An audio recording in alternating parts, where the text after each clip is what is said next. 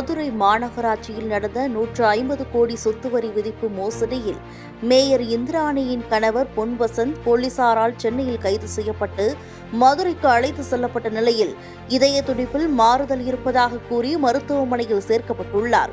கணவர் கைது செய்யப்பட்ட நிலையில் மேயர் இந்திராணி தனது பதவியை ராஜினாமா செய்ய வேண்டிய கட்டாயத்திற்கு தள்ளப்பட்டுள்ளார்.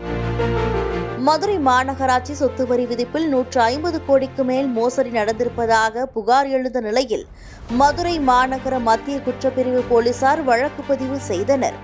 இந்த மோசடியில் அமைச்சர் பிடிஆர் பழனிவேல் தியாகராஜன் ஆதரவாளர்களான சரவண புவனேஸ்வரி உள்ளிட்ட 5 மண்டல குழு தலைவர்கள் 2 நிலைக்குழு தலைவர்களை முதல்வர் ஸ்டாலின் மூலமாக பொறுப்பில் இருந்து ராஜினாமா செய்ய வைத்தார் அமைச்சர் மூர்த்தி.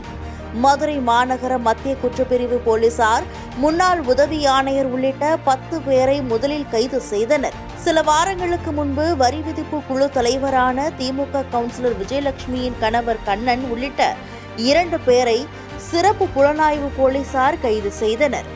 இந்த வழக்கை சிபிஐ விசாரிக்க வேண்டும் என மதுரை அதிமுக கவுன்சிலர் டி. ரவி மதுரை உயர்நீதிமன்றத்தில் வழக்கு தொடர்ந்தார். இந்த வழக்கில் உண்மை குற்றவாளிகளை மதுரை போலீசார் கைது செய்யாமல் ஓய்வு பெற்ற ஊழியர்கள் ஒப்பந்ததாரர்களையே கைது செய்து வருகின்றனர், உண்மை குற்றவாளிகள் தப்பிவிட்டனர் என மனுவில் கூறியிருந்தார். இதன் பேரில் சிறப்பு புலனாய்வு குழுவை மத்திய டிஐஜி அபினவ் தலைமையில் நியமித்து உயர்நீதிமன்றம் உத்தரவிட்டது. இதன் பிறகே வரி விதிப்பு குழு தலைவரான திமுக கவுன்சிலர் விஜயலட்சுமியின் கணவர் கண்ணன் உள்ளிட்ட 2 பேரை முறைகேடு தொடர்பாக கைது செய்தனர். கடந்த 2 நாட்களுக்கு முன்பு மதுரை மாநகராட்சியில் உதவி ஆணையராக பணியாற்றி தற்போது தூத்துக்குடி மாநகராட்சியில் உதவி ஆணையராக பணியாற்றும் சுரேஷ்குமாரை போலீசார் கைது செய்தனர். போலீசார் நடத்திய விசாரணையில் அதிகாரிகளின் ரகசிய குறியீடு எண்களை கம்ப்யூட்டர் ஆபரேட்டர்கள் மற்றும் உதவி ஆணையர்கள் உதவியுடன் முறைகேடாக பயன்படுத்தி வரி மோசடி செய்ததில் மதுரை மாநகராட்சி மேயர் இந்திராணியின் கணவர் பொன் வசந்தனுக்கு முக்கிய பங்கு இருப்பது தெரிய வந்தது. போலீசார் இவர் மீதும் வழக்கு பதிவு செய்து தேடிய போது சென்னையில் பதுங்கியிருப்பதை கண்டுபிடித்து தனிப்படை அமைத்து கைது செய்தனர். கைது செய்யப்பட்ட பொன் வசந்தனை மதுரைக்கு போலீஸ் வாகனத்தில் அழைத்து சென்றபோது தனக்கு நெஞ்சு வலிப்பதாக கூறியதால் ராஜாஜி அரசு தலைமை மருத்துவமனைக்கு அழைத்து சென்று பரிசோதனை செய்தனர். இதில் பொன் வசந்தனுக்கு இரத்த அழுத்தமும் சர்க்கரை அளவும் அதிகமாக இருப்பதாகவும் இசிஜி பரிசோதனையில் இதய துடிப்பில் மாறுதல் இருப்பதாகவும் கூறினர். இதனால் பொன் வசந்தனை மருத்துவமனையிலேயே சிகிச்சைக்கு சேர்க்க வேண்டியதாகிவிட்டது.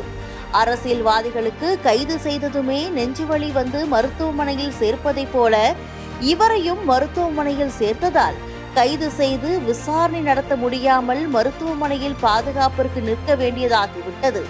இதுவரை மோசடி வழக்கில் 20 பேர் கைது செய்யப்பட்டுள்ளனர். மோசடி வழக்கில் மேயரின் கணவரையே மோசடி செய்ததாக கைது செய்து விட்டதால் மேயர் இந்திராணி தனது பதவியை ராஜினாமா செய்ய வேண்டிய கட்டாயத்திற்கு தள்ளப்பட்டுள்ளார்.